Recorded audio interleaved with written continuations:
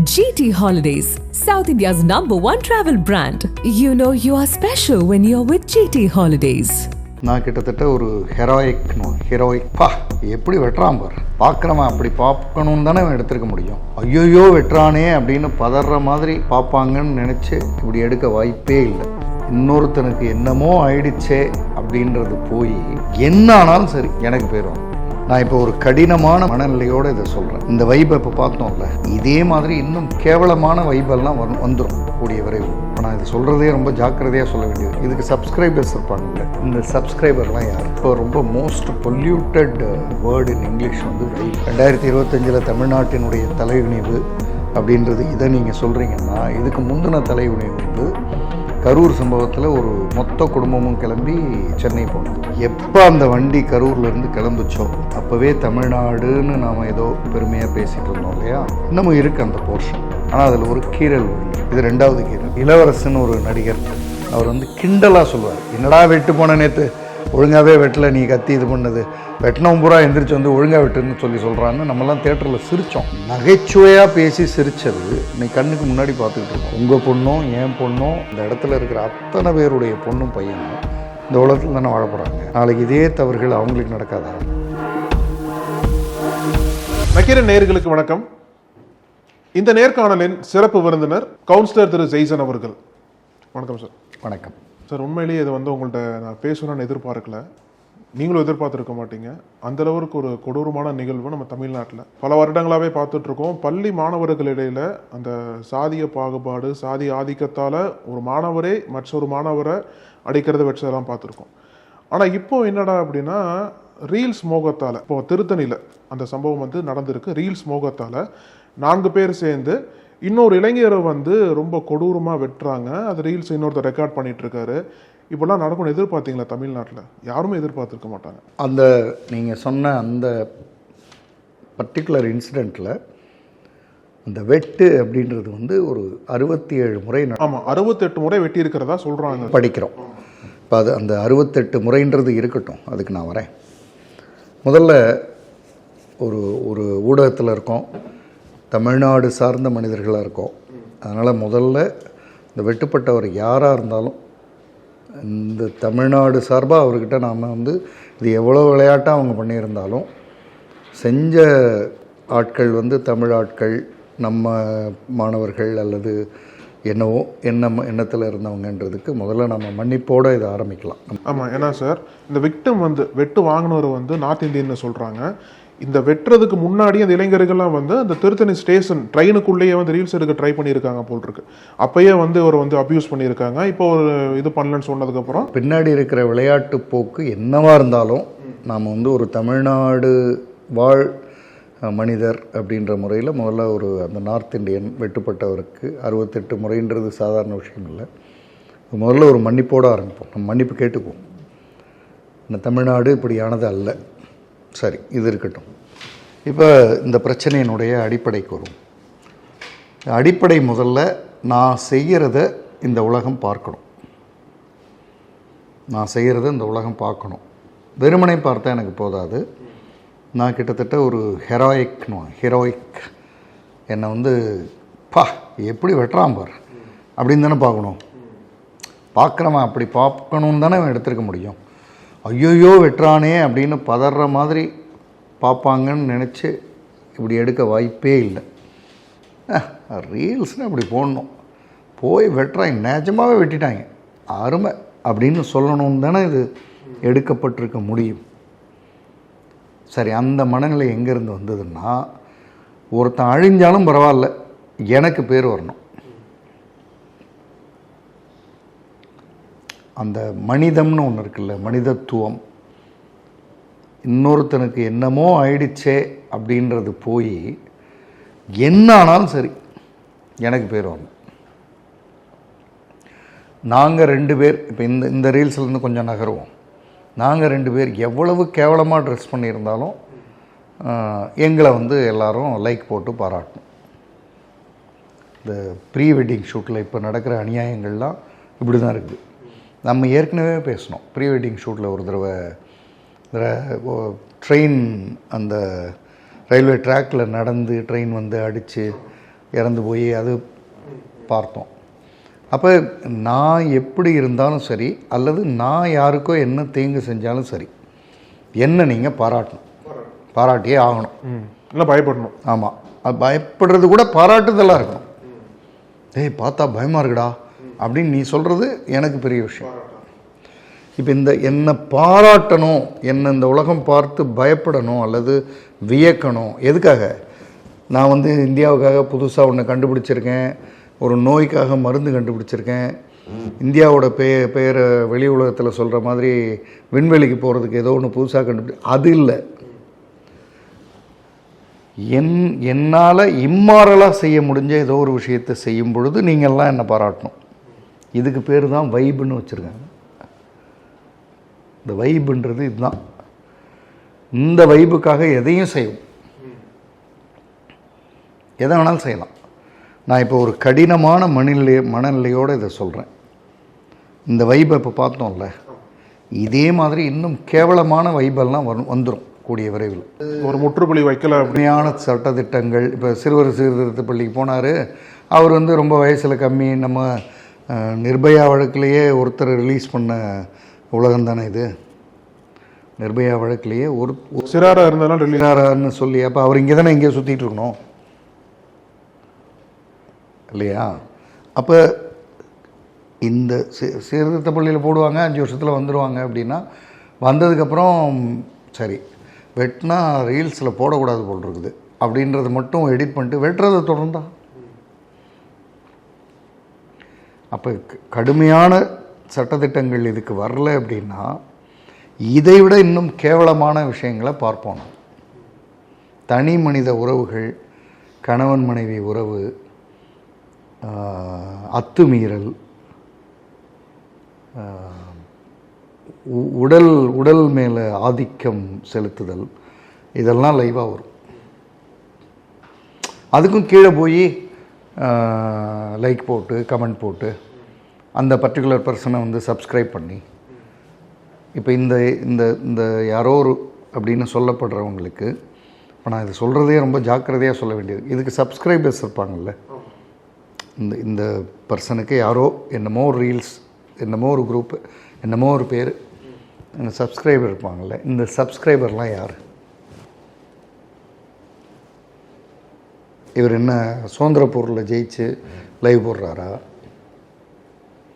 அறிவியலில் ஏதாவது புதுசாக கண்டுபிடிச்சி லைவ் போடுறாரா? ஒரு வைபு கட்டம்னு நாம் சொல்கிறத வந்து இம்மாரலை வந்து வைபாக்கி என்ன வேணால் பண்ணலான்னு வந்துட்டோம். ரீசண்டாக அவர் மரியாதைக்குரிய ஒரு விஜயகாந்த் வந்து தமிழில் பிடிக்காத வார்த்தை மன்னிக்கிறது, அல்லது இங்கிலீஷில் பிடிக்காத வார்த்தை சாரி அப்படின்னு சொல்கிறத ஏதோ ஒரு படத்தில் பேசுகிறார் இல்லையா? அது மாதிரி இப்போ ரொம்ப most polluted word in English வந்து வைப். பார்ட்டிக்கு போனால் வைப்பு, ஒரே வைப்பு தான். அப்படின்னா வைப்புனா என்ன? வைப்ரேஷன் அப்படின்றத தான் வைப்புன்னு சொல்கிறோம். என்ன வைப்புனா என்ன? நீ நிதானமாக இருக்க மாட்டே, ஆடுவேன். இப்போ அதுதானே இது தானே? இப்போ நிதானமாக இருக்க முடியாது உன்னால். நிதானமாக இருந்து செயல்களை செய்கிற அடுத்த கட்ட தலைமுறை கிட்டத்தட்ட வழி தவறுது. இது மாதிரி செய்யாமல் ஒழுங்காக காலையில் எழுந்திரிச்சு அப்பா அம்மா கிட்ட பேசிவிட்டு காலேஜுக்கு போய் படிச்சுட்டு வீட்டுக்கு வந்து சேர்கிற ஒரு பரம்பரை இன்னும் இருக்க தானே செய்யுது.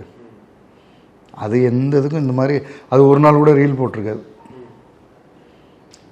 அந்த பையனை பற்றி ஏதாவது ரீல் போட்டிருப்பாங்க, ஆனால் அவன் வந்து ஒரு அந்த பையனோ பொண்ணோ ஒரு ரீல்லையும் வந்திருக்க மாட்டாங்க. அப்போ அவங்க வந்து போயிட்டு தானே இருக்காங்க.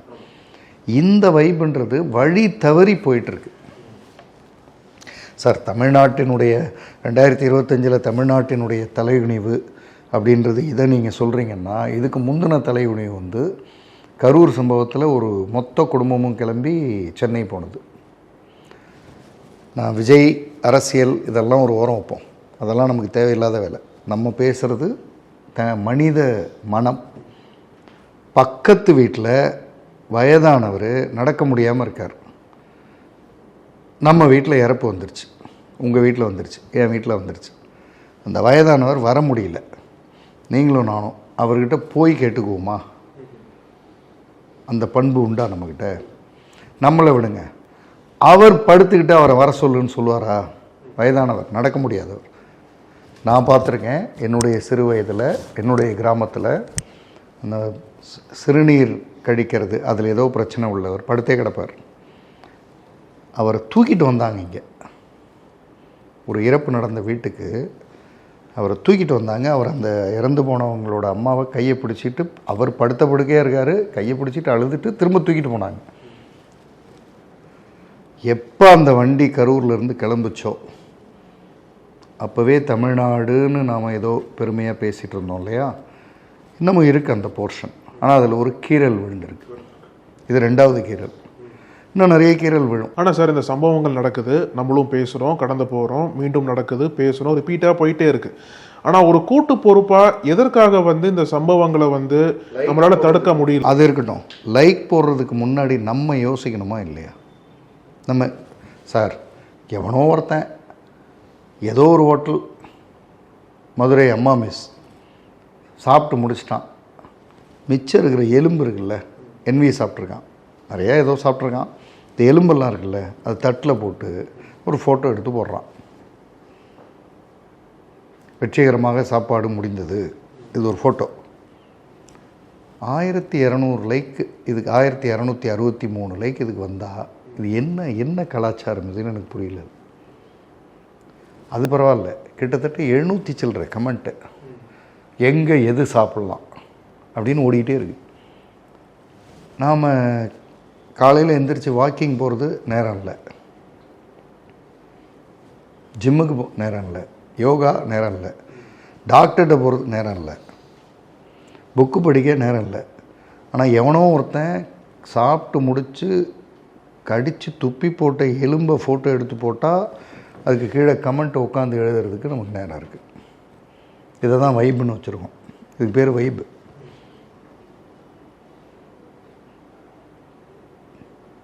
ஆனாலும் அதில் ஒருத்தன் எழுதியிருக்கான், ஆனாலும் அத்தனை எலும்புலையும் அந்த நடு எலும்பு தாண்டா நல்லா கடிச்சிருக்க. இது என்ன மனநிலை? இதே தானே இங்கே வந்திருக்கு. இப்போது கொஞ்சம் கொஞ்சமாக நாம் மனநிலையில் இந்த தலைமுறை ஆஃப் த ட்ராக் போகுதுன்னு சொல்கிறோம். அது ஆன் த ட்ராக்கில் இல்லாமல் இல்லை. ஆமாம், கொஞ்சம் இருக்காங்க. ஆனால் பெருவாரியான இல்லை, ஆன் த ட்ராக்கில் இருக்கிறதும் இதுதான், இப்படி தான் போல இருக்குன்னா போயிடும். ஏதோ ஒன்று அது இந்த ஆஃப் த ட்ராக்கை நோக்கி நகர முயற்சி பண்ணுது. அதுவும் இந்த சம்பவத்தில் பள்ளி மாணவர்கள் இப்படி பண்ணியிருக்கிறத கொலையை வெட்டி அவனால் ரீல்ஸ் போட முடியுது. இந்த வெட்டுறதை ஒருத்தன் வீடியோ எடுத்தானே, அந்த மனநிலை அந்த மனநிலை என்ன மனநிலை?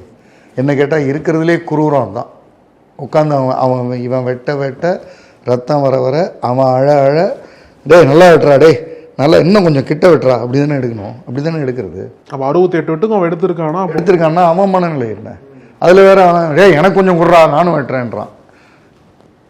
எனக்கு தெரியவே இல்லை இது. அதாவது ஏதோ ஒரு படத்தில் வடிவேலு இந்த அது என்ன சாணம் பிடிக்கிறதுன்னு சொல்கிற ஆக்டராக வருவார்.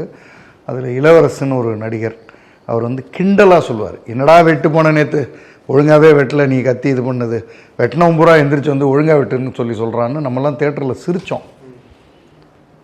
நகைச்சுவையாக பேசி சிரித்தது இன்னைக்கு கண்ணுக்கு முன்னாடி பார்த்துக்கிட்டு இருக்கோம். சரி, இது ஓகே. இது இப்போ இறப்பு வெட்டுறது லைவ் வந்துருச்சு. இன்னும் என்னென்னலாம் லைவ் வரும்? ரேப் வரும், வரலாமா? வரும். இப்போ என்ன பண்ண போகிறோம் நமக்கு கவர்மெண்ட்டையே சொல்ல வேண்டாம். கவர்மெண்ட் ஒரு சட்டத்தை போடும், திருடராய் பார்த்து திருந்தாவிட்டால் திருட்டை ஒழிக்க முடியும். அப்போ இதெல்லாம் இந்த மனிதர்களாக பார்த்து திருந்தாமல்லாம் இதுக்கு சட்டம் போட்டெல்லாம் சட்டம் போடுவாங்க, அதுக்கு உண்டானது என்னவோ பண்ணுவாங்க. ஆனால் நாம் என்ன பண்ண போகிறோம்னா, ஒரு லைக் போடுறதுக்கு முன்னாடி யோசிக்கணும், இவன் யார், இவன் என்ன, இது போஸ்ட்டு எதுக்கானது, இதுக்கு நான் லைக் ஏன் போடணும். பெரும்பாலும் நல்ல போஸ்ட் இருக்குல்ல, அதுக்கு லைக் வர்றதில்லை. கன்றாவியாக எழுதுறதுக்கு லைக் அதிகமாக வர நல்ல போஸ்ட் எழுதுகிறவனும் ஒரு கட்டத்தில் என்ன பண்ணுறான், நம்ம ஏதோ தப்பு பண்ணுறோம் போல இருக்குன்னு நினச்சி கன்றாவியான போஸ்ட் எழுதுறதுக்கு போயிடுறான். அப்போ அங்கே தானே தவறுனு எனக்கு இன்னும் புரியவே இல்லை. பிளட் டொனேஷன் பண்ணுறதை ஏன் சார் ரீல்ஸாக போட மாட்டேங்கிறான்? என் உடம்பை வந்து கவர்மெண்ட் ஹாஸ்பிட்டலில் போய் தானமாக கொடுத்துட்டேன்னு ஏன் ரீல்ஸ் போட மாட்டேங்கிறான்? நான் இறந்ததுக்கப்புறம் என் கண்ணை எடுத்துக்கலான்னு தானமாக கொடுத்துருக்கேன், லயன்ஸ் கிளப்பில் செய்கிறாங்க, ஏன் அதை கொடுக்க மாட்டேங்கிறான்? அதை ஏன் ரீலாக போட மாட்டேங்கிறான்? அதை பற்றி பேசலாம், அதை பற்றி இவன் என்ன வேணால் ரீல்ஸ் போடலாம், ஏன் பண்ண மாட்டேங்கிறான்? 10 குழந்தைய நான் படிக்க வச்சுருக்கேன்னு ஏன் தரவுகளோட ஏன் ரீல்ஸ் போட மாட்டேங்கிறான்? அப்போ இதெல்லாம் யாரும் செய்யலையா? செய்கிறாங்க. செய்கிறவங்க ரீல்ஸுக்கு வர்றதில்லை, அல்லது ரீல்ஸுக்கு வந்தால் அவங்கள நம்ம மதிக்கிறதும் இல்லை. அவங்களுக்கு ஸ்பெஷலாக பூமர்னு பேர் வச்சு அனுப்பிச்சிருவோம். அப்போ இந்த மாதிரி பண்ணுறவங்களுக்கு வைப்புன்னு பேர் வச்சு கொண்டாடுறோம். யார் கொண்டாடுறா? அவனே 1000 பேரை காசு கொடுத்து சப்ஸ்கிரைப் பண்ண சொன்னானா? இல்லையே, நம்ம தானே போய் பண்ணுறோம். ஒன்றும் இல்லை. இப்போ நம்ம இப்போ போய் நம்ம எஃபி எடுப்போம், இன்ஸ்டா எடுப்போம். பார்க்குறவங்களுக்கெல்லாம் சொல்கிறேன், நீங்கள் சப்ஸ்கிரைப் பண்ணியிருக்கிற ஆளுங்க அத்தனை பேரையும் போய் ஒரு பார்வை பாருங்கள். அவனுடைய சிந்தனைகள், பேச்சுகள் இந்த சமுதாயத்தை நல்லபடியாக கொண்டு வர்ற மாதிரியானதாக இருக்குன்னா தொடருங்க, இல்லைன்னா நோ சொல்லுங்கள். இப்படி பண்ணிகிட்டே வந்தால் எப்படி சார் அவன் சொல்லுவான்? உங்கள் பொண்ணும் என் பொண்ணும் இதை இப்போ ஷூட் பண்ணிகிட்டு இருக்கிறது, இந்த இடத்துல இருக்கிற அத்தனை பேருடைய பொண்ணும் பையனும் இந்த உலகத்தில் தானே வாழ போகிறாங்க. நாளைக்கு இதே தவறுகள் அவங்களுக்கு நடக்காதா? பையனை வெட்டினாங்க நார்த் இண்டியன், நாளைக்கு ஒரு நார்த் இண்டியன் பொண்ணை கொண்டு வந்து வெட்ட மாட்டாங்களா? நம்ம பொண்ணையோ பையனையோ வெட்ட மாட்டாங்களா? அப்போ நம்மக்கிட்ட இருக்கிற பொறுப்பு என்ன? அந்த லைக்கை இப்போ சில பேர்லாம் இருக்காங்க சார், காலையில் திறந்ததும் ரேண்டமாக ஒரு 20 லைக் போட்டு போயிடுவாங்க. அவனுக்கு லைக் போடலைன்னா தூக்கம் வராது, நீங்கள் லைக் வாங்கலைன்னா தூக்கம் வராது, ஒரு வியாதி மாதிரி. லைக் அப்புறம் கமெண்ட் ஏதாவது எழுதணும், அவனுக்கு ஏதாவது எழுதி ஆகணும். எதையாவது போய் எழுதுவான். அவன் ஏதோ சொன்னதுக்கு இவன் ஏதோ எழுதிட்டு இவன் போயிடுவான். அதுக்கப்புறம் அவன் படிக்க மாட்டான், அவன் அது பாட்டுக்கு போயிட்டுருக்கோம். நம்ம எழுதுனதுக்கு என்னமோ நடந்துகிட்டு இருக்குன்னு. ஆனால் சார், இப்போது சுருக்கமாக ஒரு பதில் சார் இதுக்கு என்னென்னா, அந்த சோசியல் மீடியா வார் நம்ம வந்து என்னென்னா, இப்போ ஒரு போஸ்ட் ஒருத்தர் போடுறாரு அப்படின்னா அந்த போஸ்ட்டுக்கு அவரது அத்தாரிட்டி எடுத்துக்கணும். ஆனால் அத்தாரிட்டி எடுக்க மாட்டாங்க. ஆனால் அதையும் தாண்டி என்ன சொல்லுவாங்க அப்படின்னா, நான் போடுறது மட்டும்தான் உண்மை, நான் போடுறது மட்டும்தான் சரின்ற மாதிரி அந்த ஒரு பழக்கம் என்பது சோசியல் மீடியாவில் போயிட்டுருக்கு. இந்த ஒரு மனநிலை வந்து மாற்றம் வரணும் அப்படின்னா சுருக்கமாக என்னென்ன வழிகள் நீங்கள் சொல்வீங்க சார்? முதல்ல நீங்கள் உங்களுடைய பேஜுக்குள்ளே யார் வரணும்னு கொண்டு வர்றதுக்கான அத்தனை அதிகாரமும் உங்களுக்கு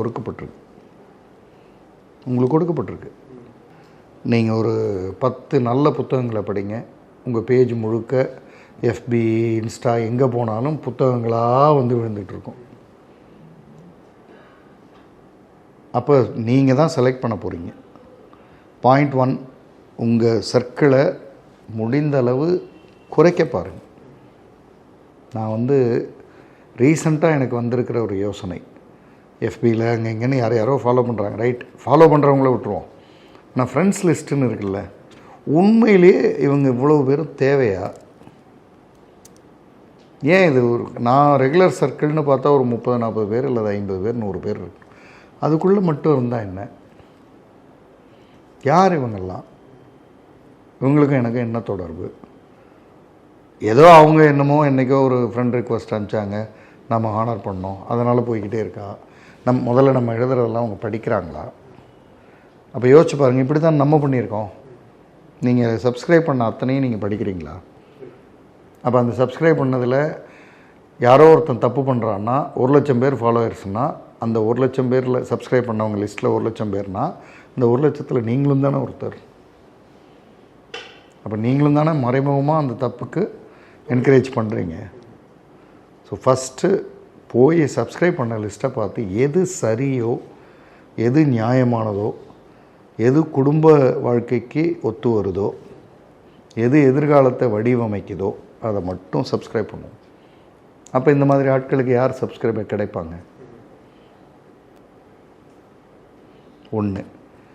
அடுத்தது, லைக் போடுறதுக்கு முன்னாடி இது உண்மையிலேயே இந்த உலகத்துக்கு இந்த போஸ்ட்டால் ஏதாவது பயன் இருந்தால் லைக் போடணும், இல்லைன்னா படிச்சுட்டு கடந்து போகலாம். லைக் போட்டே ஆகணும்னு யார் சொன்னா? அதனால தான் சொன்னேன், லைக் வாங்கிறது ஒரு வியாதி மாதிரி, லைக் போடுறதும் ஒரு வியாதி. போய் ஏதாவது போடணும். இது 2வது.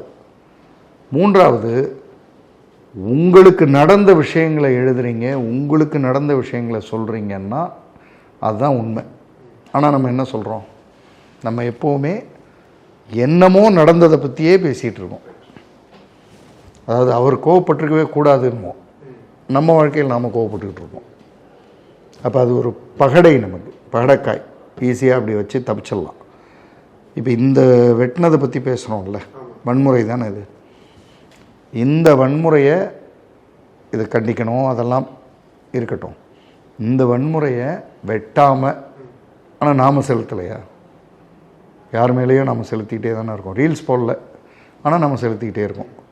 அப்போ அதை முதல்ல நம்ம சரி பண்ணணும். நம்மளை நோக்கி பார்வையை திருப்பணும்னா இதெல்லாம் ஏன் சப்ஸ்கிரைப் பண்ணுறோம்? அதனால் எனக்கு ஒரு ஒரு அதாவது தாட் ப்ராசஸ், லாங்குவேஜ், பிஹேவியர், இதை படிக்கிற ஒரு ஆளாக எனக்கு எனக்கு கரூர் நிகழ்வு தெரில, எனக்கு அதை என்ன சொல்கிறதுன்னு தெரியல. அதாவது நம்ம பக்கத்து வீட்டால் எவ்வளவு பெரிய பணக்காரனாக இருந்தாலும், நீ வா, நான் உன் விஷயத்தை சாவு சொல்கிறத கேட்டுக்கிறேன் அப்படின்றது போமா? இவர் சாப்பாட்டுக்கு வழி இல்லைனாலும் போக மாட்டார். ஏன்னா அதுதான் பண்பு. அது முடிஞ்சது. அது எப்போ ஒரு குடும்பம், அதுக்கு 1008 நியாயம் சொல்லிக்கலாம். அவர் வர முடியாதுங்க, இவங்க அப்புறம் என்னங்க பண்ணுவாங்க, கூப்பிட்டாங்க போனாங்க, ஏதோ நியாயம், அதெல்லாம் அரசியல், அதெல்லாம் ஒரு வாரம் வைங்க. இன்றைக்கி வர முடியாதா? அன்றைக்கி வர முடியல, ரைட்டு, என்னால் அன்றைக்கி வர முடியல, நான் இன்றைக்கி பார்த்துட்றேன், அதுதான் முறை. வர முடியாதா? அப்போ அது இல்லை, அது வேறு ஏதோ, அந்த அரசியலுக்குள்ளே நம்ம போக வேண்டாம். ஆனால் அடிப்படை பண்பு எங்கே விழுந்து போச்சுன்னா, நான் போய் என் வீட்டில் விழுந்த சாவுக்கு யாருக்கிட்டேயோ செய்தி கேட்டு வரேன் அப்படின்றதுலேயே அது முடிஞ்சு போச்சு. அது பெரும் கீறல். ஒரு கீறல் விழுந்தால் உடையும்ல அங்கங்கே, அதுதான் இப்போ ஆரம்பிச்சிருக்கு. இதுக்கு பேர் வைப்புன்னு வேறு வச்சுக்கிறாங்க. பாவம், இனிமேல் வைப்புன்னு சொல்கிறவங்க கொஞ்சம் யோசிப்பாங்கன்னு நினைக்கிறேன், நம்புகிறேன். அப்படியாவது இந்த வைப்பு தொலையட்டும். எனக்கு இருந்து ஒரு பிரயோஜனமும் இல்லை. இப்போ இந்த ரீல்ஸ்னாலேயோ, இந்த 4 பேர் சேர்ந்து வெட்டி அல்லது 3 பேர் வெட்டி ஒருத்தர் வீடியோ எடுத்து அந்த பையன் அழுது, வெட்டுப்பட்ட பையன் இப்போது சீரியஸாக இருந்து கோர்ட்டுக்கு போய், இதனால் சமுதாயத்துக்கு விளைந்த நன்மை என்னன்னா ஒரு நன்மையும் இல்லை, எக்ஸப்ட் தலைகுனிவை தவிர. என் இறப்புக்குள்ளே இந்த மாதிரியான விஷயங்களை தமிழ்நாட்டில் பாத்திர மாட்டோம் அப்படின்ற நம்பிக்கையெல்லாம் இருந்தது. அது ஆச்சரியமாக இருக்குது. இப்போ இதுக்கு அரசியல் முலாம் பூசுறது, அதாவது நார்த் இந்தியனை வெட்டுறாங்க அப்படின்னு இதுக்கு சில XYZ இதை சேர்த்து அதையும் இந்த இதே சோஷியல் மீடியாவில் போட்டு இப்படித்தான் நாம் சுற்றிக்கிட்டே இருக்கமே தவிர, நான் போய் ஒரு லைக் போடுறதுக்கு முன்னாடி இது எனக்கானதா, இதனால் ஏதாவது பயனுண்டா, நல்லதா, அப்படி இல்லைன்னா இது வேண்டாம், படிப்போம், கடந்து போவோம். இதுக்கான பெட்ரோல் எங்கேருந்து தேவைப்படுது? லைக்கில் இருந்து தான் வருது. லைக்கும் கமெண்ட்டும் தான் நியூ ஜெனரேஷன் பெட்ரோல். இந்த இன்ஸ்டாகிராம், ஃபேஸ்புக்கில் வைப்புன்ற பேரில் அல்லது வைப்புக்கான பிஹேவியர்ஸோட ஏதேதோ செய்கிறது. இவங்களுக்கும் நமக்கும் ஒரு கதையோடு இந்த எபிசோடை நான் முடிக்கலான்னு நினைக்கிறேன். ஆப்பிரிக்க பழங்குடியினருடைய கதை. ஆப்பிரிக்க பழங்குடியினர்கள் மரங்களை தெய்வமாக கும்பிடுவாங்க. ஆனால் அதே ஆப்பிரிக்க பழங்குடியினர்களுக்கு மரங்கள் தேவைப்படும் சில நேரங்களில். அப்போ அதை வெட்டணும். ஆனால் அவங்கள்ட்ட ஒரு ஐதீகம் இருக்குது. என்ன ஐதீகம்னா, நேராக கோடரி எடுத்துகிட்டு வெட்டுறதோ அது ஒரு பகுதி. ஆனால் அவங்க ஒரு மரத்தை வெட்டணும்னு முடிவு பண்ணிட்டாங்கன்னா, அந்த மரத்தை சுற்றி மொத்த பழங்குடி மக்களும் நின்று